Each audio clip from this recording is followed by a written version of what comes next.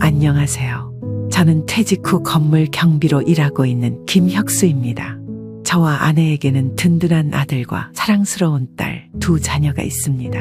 아들은 현재 소방관 응급대원으로, 딸은 간호사로 각각의 자리에서 열심히 일하며 자신의 삶을 살아가고 있습니다. 어릴 적부터 두 아이는 유난히 병원 놀이를 즐겨하며 놀곤 했습니다. 의사와 간호사 역할을 맡아 서로를 치료해주고 저와 아내를 환자로 삼아 놀이에 열중하던 모습이 아직도 눈에 선합니다.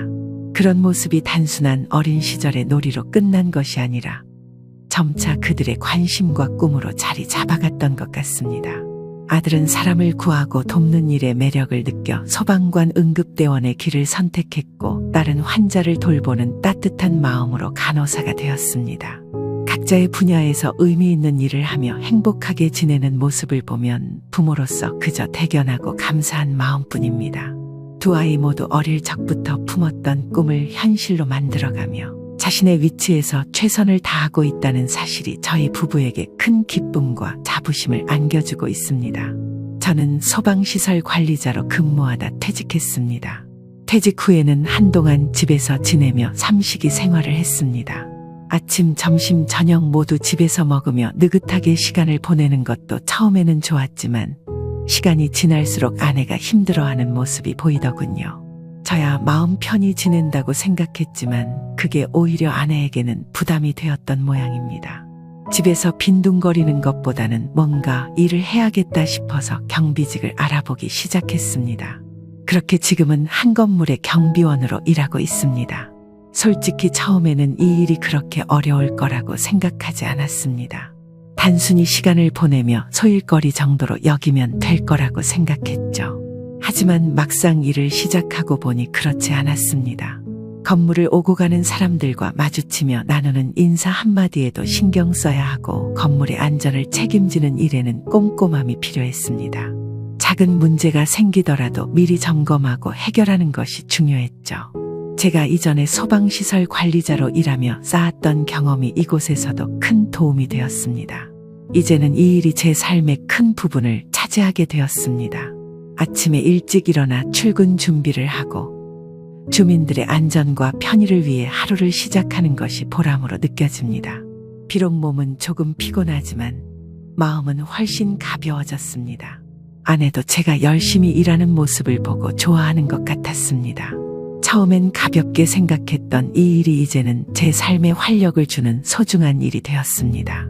하루하루 최선을 다하며 제 역할을 충실히 해내고 있다는 자부심을 느끼며 살고 있습니다.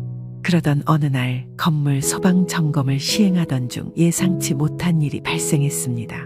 점검 과정에서 소방 사이렌이 오작동으로 갑작스럽게 울리기 시작한 겁니다. 사이렌 소리는 건물 전체에 울려 퍼졌고, 저는 곧바로 상황을 수습해야겠다는 생각에 관리사무소에 마이크를 들었습니다. 차분한 목소리로 안내 방송을 시작했습니다. 관리사무소에서 말씀드립니다. 현재 소방 점검 중으로 사이렌이 울린 것은 오작동이니 안심하셔도 됩니다. 안내 멘트를 끝내자마자 관리사무소 문을 거칠게 두드리는 소리가 들렸습니다. 깜짝 놀라 문을 열자 60대 정도로 보이는 여성분이 얼굴이 벌겋게 달아올라 있었습니다. 그 중년의 여성은 분노를 참지 못한 채 소리를 지르며 말을 쏟아냈습니다. 아저씨, 소방 점검을 이따위로 하실 겁니까? 제가 매주 여기 병원에 오는데 이런 적은 처음이라 너무 놀랐잖아요. 어떻게 책임지실 거예요? 그 순간 저는 그녀가 얼마나 놀라고 불안했을지 이해가 되었습니다. 사이렌 소리는 일반적인 상황에서도 사람을 긴장하게 만들기 마련인데 예기치 않은 오작동이라면 더더욱 그럴 수밖에 없었을 겁니다. 저는 다른 변명을 하기보다 우선 진심으로 사과드리는 것이 옳다고 판단했습니다. 죄송합니다. 현재 협력업체와 함께 소방시설 점검을 진행하던 중 오작동이 발생했습니다. 많이 놀라셨을 텐데 정말 죄송합니다.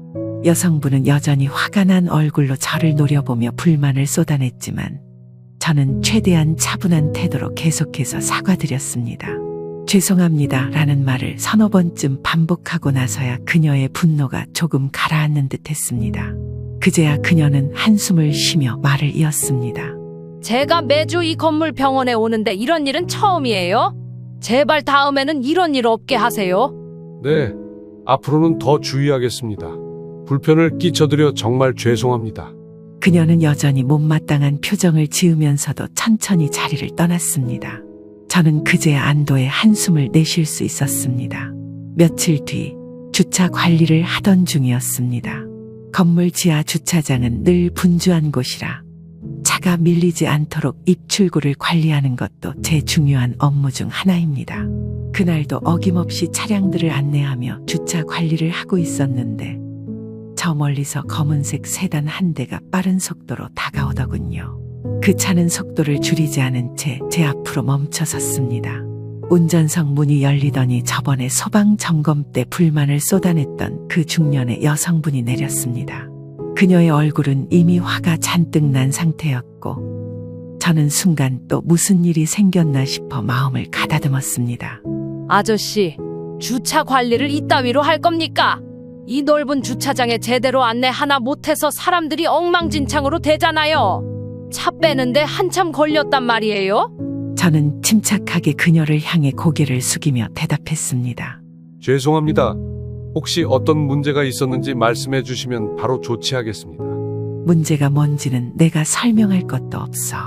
아저씨가 주차 관리를 제대로 못하는 게 문제야.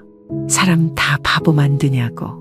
중년 여성의 목소리가 점점 더 커지자 주변에서 지나다니던 사람들이 저희를 흘낏거리기 시작했습니다. 저는 민망함을 느끼면서도 최대한 차분하게 문제를 해결하려 애썼습니다. 정말 죄송합니다. 앞으로 주차 관리를 더 신경 쓰겠습니다. 혹시 차를 대는데 어려움이 있으셨다면 제가 도와드리겠습니다. 그러자 중년 여성은 갑자기 화가 폭발한 듯한 표정으로 다가오더니 믿을 수 없는 행동을 했습니다. 다짜고짜 저희 정강이를 걷어찬 것입니다. 순간 통증이 밀려왔지만 저는 크게 소리를 내지 않으려 애쓰며 균형을 잡았습니다. 대체 이따위로 일할 거면 왜 경비를 합니까? 그녀는 여전히 분노에 찬 목소리로 외쳤고 주변에 있던 몇몇 주민들이 놀라며 상황을 지켜보기 시작했습니다. 저는 통증을 참으며 그녀를 향해 침착하게 대답했습니다. 죄송합니다. 많이 불편을 드린 것 같아 정말 송구스럽습니다. 하지만 이렇게 폭력을 행사하시면 제가 더 도움을 드리기가 어렵습니다. 차분히 문제를 말씀해 주시면 반드시 해결하도록 하겠습니다. 제 말을 들은 몇몇 분들이 그제야 다가와 상황을 말리기 시작했습니다. 이렇게 화내실 일은 아니잖아요. 차분히 해결하세요. 다른 분은 제게 걱정의 말을 건넸습니다. 그녀는 한참 더 화를 내다가 결국 주변의 시선을 의식했는지 차에 다시 올라탔습니다.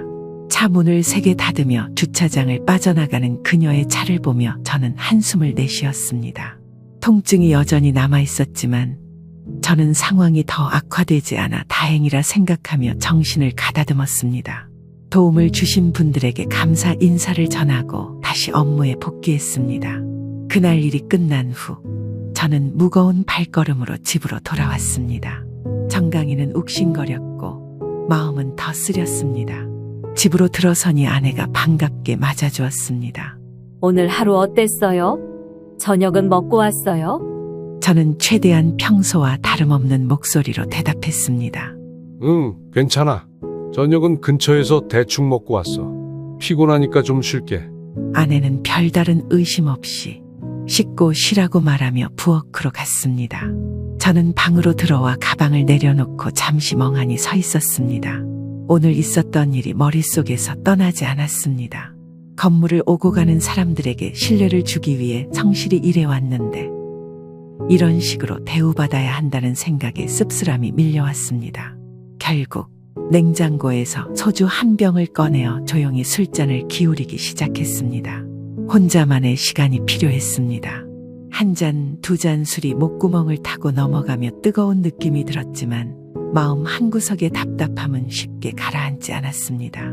정강이의 통증이 술 기운과 함께 조금씩 무뎌지는 듯했지만 마음속 상처는 도리어 더 선명해지는 것 같았습니다. 문득 거실에서 들려오는 TV 소리에 아내가 있다는 사실이 떠올랐지만 그녀에게 이런 일을 말하고 싶지 않았습니다. 괜히 걱정만 끼칠 것 같았고 제가 약해 보일까 두려운 마음도 있었습니다. 술잔을 비울수록 오늘 겪었던 상황이 계속 떠올랐습니다.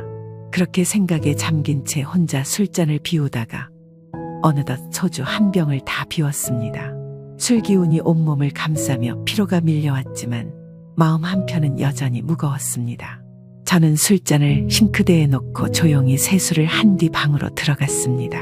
이틀 후 저는 마음을 가다듬고 다시 출근했습니다. 관리사무소에 도착하니 다른 경비 직원들이 모여 무언가 이야기를 나누고 있었습니다. 대화 분위기가 평소와는 다르게 보였습니다. 무슨 이야기들 하고 계세요? 김 씨, 저번에 그 중년 여성 기억나죠? 소방 점검 때 화내고 갔던 사람. 순간 며칠 전 일이 떠올라 얼굴이 굳어졌습니다. 네, 기억납니다. 그분이 왜요? 그분 우리 경비원들한테 유명해요. 다들 한 번씩 당했거든요. 그러자 옆에 있던 최 씨 경비원이 한숨을 내쉬며 말했습니다. 그 여자가 4층 피부과에 자주 오는 손님인데 예민하기로는 소문이 자자해요. 주차 문제로 한 번, 엘리베이터가 늦게 온다고 한 번, 별것 아닌 일에도 늘 트집을 잡아요. 우리 중에 그 사람한테 한 소리 안 들어본 사람이 없을걸요. 얼마 전에는 엘리베이터 안에서 마주쳤는데 버튼을 잘못 눌렀다고 한참을 쏘아붙이더라고요. 누가 봐도 과민 반응이었어요. 저는 그들의 이야기를 들으며 며칠 전의 일이 조금씩 이해되기 시작했습니다. 그 여성이 단순히 저에게만 유난히 심하게 군 것이 아니라는 것을 알게 되니 억울했던 마음이 조금은 풀리는 것 같았습니다. 그런데 왜 그렇게 화가 많으신 걸까요? 글쎄요, 사람마다 사정이 있겠죠. 하지만 우리가 할 일은 최대한 차분하게 대처하는 거예요. 어차피 우리 일을 마음대로 평가하는 사람은 많으니까 감정 상하지 않도록 신경 써야 해요. 며칠이 지나도 정강이의 통증은 좀처럼 가라앉지 않았습니다. 시간이 지나면서 통증은 더 심해졌고 부어오른 부위는 점점 눈에 띄게 부풀어 올랐습니다. 일을 할 때마다 절뚝거리는 모습이 스스로도 민망했지만 차마 가족들에게는 말하지 못한 채 버티고 있었습니다. 그러던 어느 날 저녁 아들이 퇴근 후 집에 들어왔습니다. 평소처럼 거실에 앉아있던 저를 보고 아들은 눈썹을 찌푸리며 물었습니다. 아버지, 왜 이렇게 걸음이 이상하세요? 다치셨어요? 아, 별일 아니야. 그냥 조금 부딪혀서 그래. 저는 대수롭지 않은 척하며 얼버무렸습니다. 그러나 아들은 금세 제 다리를 눈여겨보더니 단호한 목소리로 말했습니다. 그냥 부딪힌 게 아닌데요? 정강이가 이렇게 부은 걸 보세요. 왜 진작 병원에 안 가셨어요? 괜찮다니까. 좀 지나면 나을 거야. 제가 손사래를 치며 말을 돌리려 했지만 아들은 들은 척도 하지 않았습니다. 그는 곧바로 휴대전화를 꺼내더니 부어오른 제 정강이를 사진으로 찍었습니다. 이건 누가 발로 찬 것 같아 보이는데요. 내일 바로 병원에 가셔서 진단서를 떼어 놓으세요. 진단서는 왜? 만약 나중에 문제가 생기면 증거가 필요하잖아요. 이런 걸 그냥 놔두면 안 돼요. 아들의 목소리는 단호했고 그 눈빛에서는 걱정과 동시에 약간의 분노가 엿보였습니다. 저는 순간적으로 말문이 막혔습니다. 차마 그 여성이 한 행동을 가족들에게 자세히 설명하기가 부끄러웠습니다. 하지만 아들의 강한 의지를 느끼며 더 이상 피할 수 없다는 생각이 들었습니다. 알았다. 내일 병원에 가서 진단서 받아올게. 꼭 제대로 진단서 받아오세요. 그리고 필요하면 제가 같이 가줄게요. 그날 밤 저는 한참 동안 생각에 잠겼습니다. 단순히 참고 넘어가려 했던 일이 이렇게 커지게 될 줄은 몰랐습니다. 아들이 보여준 단호한 태도와 걱정이 고마우면서도 한편으로는 이 일이 가족들에게까지 영향을 미치게 된 것 같아 마음이 무거웠습니다. 아들은 결혼을 앞두고 있었고 이번 주말 상견례가 예정되어 있었습니다. 그날은 아들과 그의 예비 배우자, 양가 부모님들이 처음으로 얼굴을 마주하는 중요한 자리였습니다. 저와 아내는 아들이 신경 쓰는 자리인 만큼 단정하게 차려입고 약속 장소로 향했습니다. 식당에 도착해 주차를 마친 뒤 입구로 들어서던 찰나였습니다. 그 순간 낯익은 중년 여성이 시야에 들어왔습니다. 바로 며칠 전 제 정강이를 발로 차며 화를 냈던 그 여성이었습니다. 그녀는 저를 보자마자 눈이 커지더니 이내 날카로운 눈빛으로 저를 노려보았습니다. 그녀의 눈길은 말없이도 분명한 적대감을 드러내고 있었습니다. 저는 당황했지만 아내가 옆에서 속삭이는 소리가 들렸습니다. 여보, 저 여자는 왜 이렇게 우리를 째려보는 거야? 기분 나쁘게. 저는 아내에게 대답하지 않고 애써 무시하며 고개를 숙인 채 식당 안으로 들어갔습니다. 아내도 잠시 불편한 표정을 지었지만 중요한 자리인 만큼 더 이상 언급하지 않았습니다. 직원에게 아들의 이름을 대니 직원은 웃으며 안내를 시작했습니다. 좁은 복도를 따라가는 동안에도 저는 계속 마음이 불편했습니다. 아까 마주친 그 여성의 표정과 행동이 떠올라 머릿속이 복잡해졌습니다. 드디어 직원이 작은 룸의 문을 열었습니다.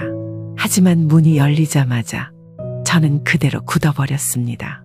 룸 안에는 바로 식당 입구에서 마주쳤던 그 중년 여성. 며칠 전 제 정강이를 걷어찬 바로 그 여성이었습니다. 그녀는 편안한 자세로 앉아 있었고 우리가 들어오는 것을 보자마자 다시 한번 눈을 가늘게 뜨며 저를 훑어보았습니다. 저는 분위기를 살폈습니다. 그리고 바로 알게 되었습니다. 그녀는 아들의 예비 배우자의 어머니였습니다. 순간 머릿속이 하얘졌습니다. 상황을 어떻게 받아들여야 할지 모르겠다는 생각이 스쳤고 말 그대로 발이 땅에 붙은 듯 움직일 수 없었습니다. 그녀 역시 저를 알아본 눈치였고 입꼬리를 살짝 올리며 미묘한 미소를 지어 보였습니다. 그 미소는 오히려 저를 더욱 불편하게 만들었습니다. 예비 며느리와 그녀의 어머니가 앉아 있었고 모두가 밝은 표정으로 인사를 나누고 있었습니다. 하지만 저는 그녀와 눈이 마주칠 때마다 불편함이 극에 달했습니다. 식사는 상견례라는 자리답게 서로 간단한 인사와 덕담으로 시작되었습니다.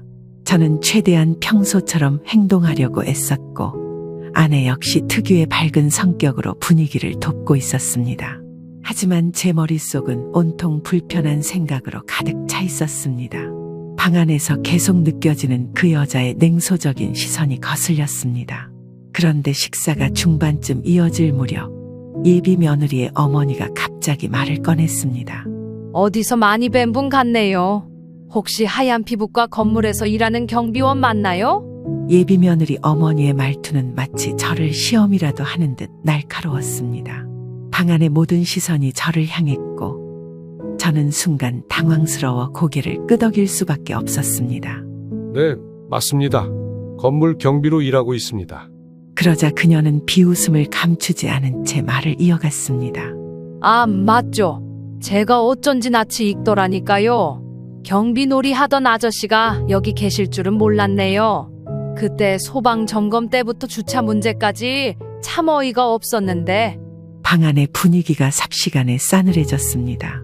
아내는 이게 무슨 말인가 싶어 놀란 표정으로 저를 쳐다보았고 아들은 애써 태어난 척하며 오해가 있었던 게 아니냐며 대화를 돌리려 했습니다. 하지만 그 여자는 멈추지 않았습니다. 오해라니? 내가 직접 겪은 일을 말하는 건데 주차장에서도 그렇고 건물 관리 상태도 엉망이더군요. 정말 어이없어서 차라리 다른 곳으로 옮길까 고민했어요. 그런데 그런 분이 상견례 자리에 앉아 계시니 참 우연도 이런 우연이 없네요.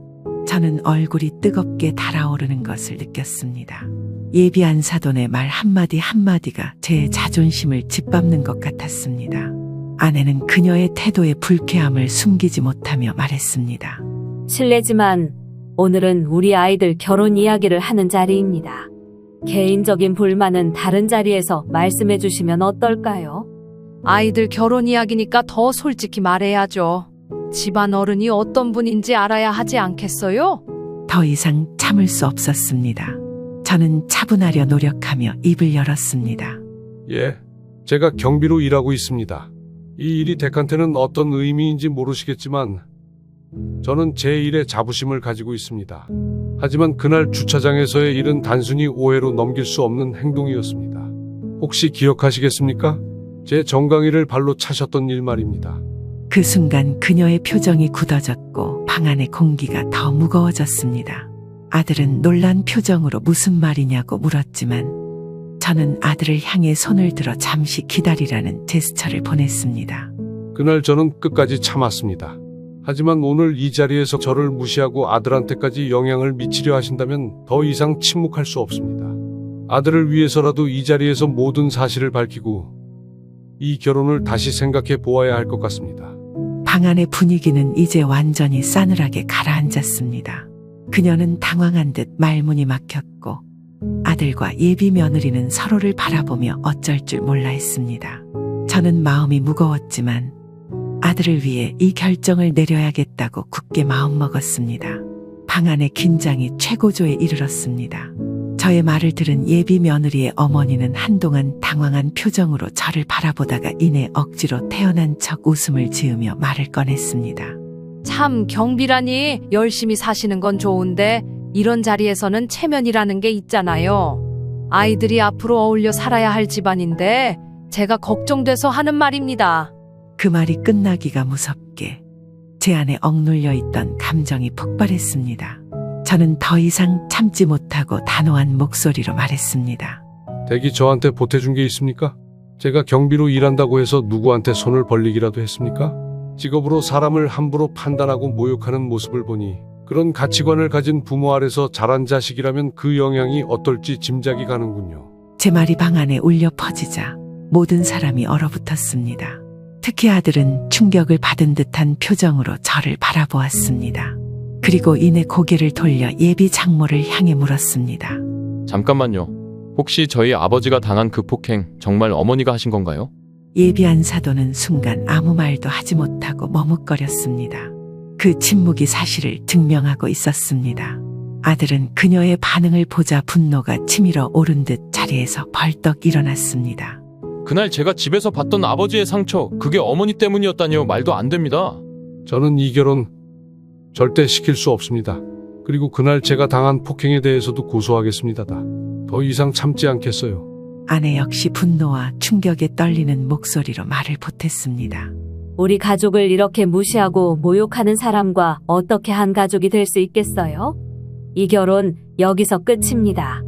예비 며느리 어머니는 당황한 듯 저희를 바라보며 무언가 말하려 했지만 아무 말도 하지 못했습니다. 예비 며느리 역시 눈물을 머금은 채 아무 말도 하지 못하고 고개를 숙였습니다. 저는 자리에서 일어나 아내와 아들을 데리고 룸을 나왔습니다. 복도를 걸어나가며 마음이 무겁고 씁쓸했지만 동시에 이것이 옳은 선택이라는 확신이 들었습니다. 아들이 이런 가족과 결혼해 평생 고통받는 모습을 볼 수는 없었습니다.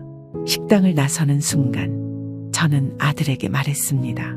아들아, 내가 실망했을지 몰라도 이건 너를 위해서다. 나중에 우리 결정이 옳았다는 걸 알게 될 거야. 아들은 울분을 삼키며 고개를 끄덕였습니다. 6개월이란 시간은 흘렀지만 그날의 기억은 쉽게 잊히지 않았습니다. 저와 아내, 아들은 그 일이 있은 후 함께 변호사를 찾아갔습니다. 처음에는 단순히 경고를 주기 위해 고소 이야기를 꺼냈던 것뿐이지만 아들이 그날 찍어둔 부은 정강이의 사진을 꺼내들며 말했습니다. 아버지, 이건 명백한 증거입니다. 더 이상 그냥 넘어가시면 안 됩니다. 저도 함께 할 테니 고소를 진행하시죠. 결국 저는 변호사를 통해 고소장을 제출했고 예비 안사도는 폭행 혐의로 벌금형을 받았습니다. 이후로 그녀는 피부과에 더는 나타나지 않았는지 건물에서 그 모습을 본 적이 없었습니다. 그날 이후 저는 아내와 아들에게 조금 미안한 마음이 있었지만 동시에 우리가 제대로 대처했다는 안도감도 들었습니다. 가족을 위해, 제 자신을 위해서라도 당연히 해야 할 일이었다고 생각했습니다.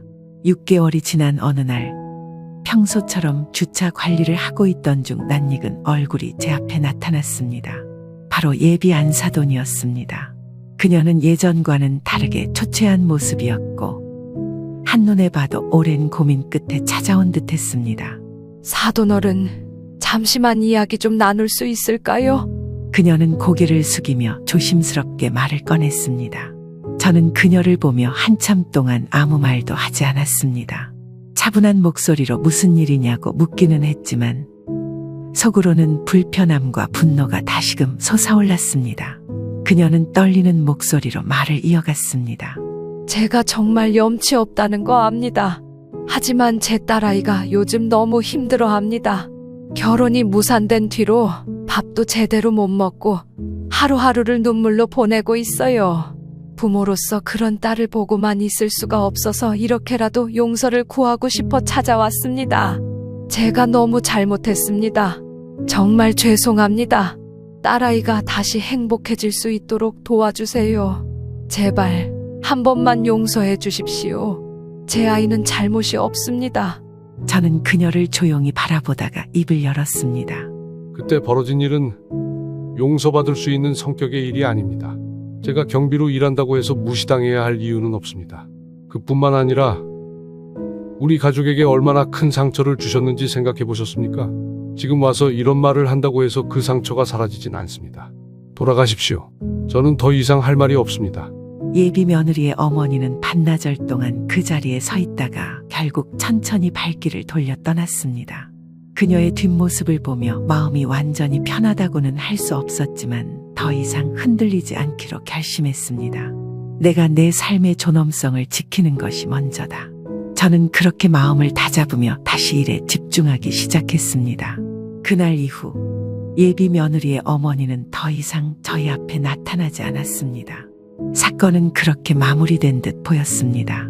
저와 아내는 비록 마음속에 남은 불편함이 있었지만 다시 일상으로 돌아가려 노력했습니다. 아들도 처음에는 결혼이 무산된 것에 대해 힘들어하는 모습을 보였지만 시간이 지나면서 조금씩 안정을 찾아갔습니다. 어느 날 저녁, 아들이 퇴근 후 식탁에 앉아 조용히 이야기를 꺼냈습니다. 아버지, 어머니, 아들은 고개를 숙인 채 잠시 말을 고르더니 담담한 목소리로 말을 이어갔습니다. 이번 일이 저한테는 참 많은 걸 배우는 계기가 된 것 같아요. 결혼이 무산된 건 솔직히 속상합니다. 제가 좋아했던 사람이니까요. 하지만 그만큼 제가 보는 눈이 아직 부족하다는 걸 깨달았어요. 저와 아내는 가만히 그의 말을 들으며 고개를 끄덕였습니다. 아들은 이어서 말했습니다. 지금은 결혼 같은 건 잠시 접어두고 제 일을 더 열심히 하면서 저 자신부터 단단히 다져야 할 것 같아요. 아직 저도 완성되지 않은 상태인데 누군가와 가정을 이루는 게 맞는 건지 다시 생각하게 됐어요. 그의 목소리에는 후회와 아쉬움이 섞여 있었지만 동시에 결단력이 느껴졌습니다. 저는 아들을 향해 조용히 말했습니다. 좋은 생각이다. 내가 이렇게 생각할 줄 아는 게 아버지로서 정말 자랑스럽구나. 이번 일을 통해 더 강해지고 더 성숙해질 수 있을 거야. 결혼은 서두를 일이 아니란다.